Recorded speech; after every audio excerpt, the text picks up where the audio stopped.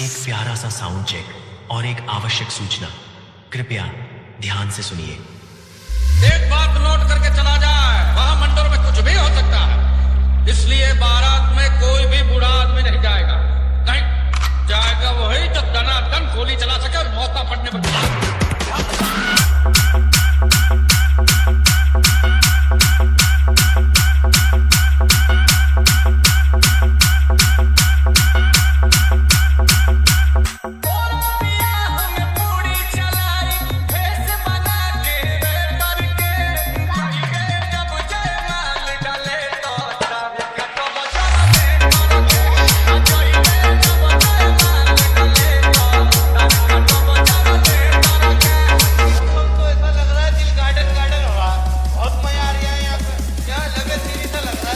Mixing by DJ Anand Bass King.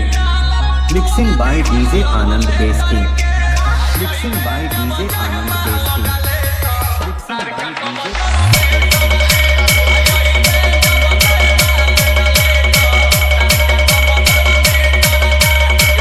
मजा नहीं आ रहा। अच्छा साइड आप हो देखिए मार हो जाए। अरे बोल रहे बहुत सही वाले कौन है रे?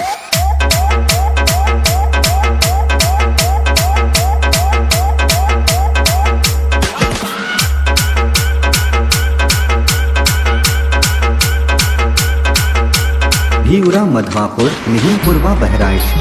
भिउरा मधवापुर मिहिंपुरवा बहराइच। भिउरा मधवापुर मिहिंपुरवा बहराइच।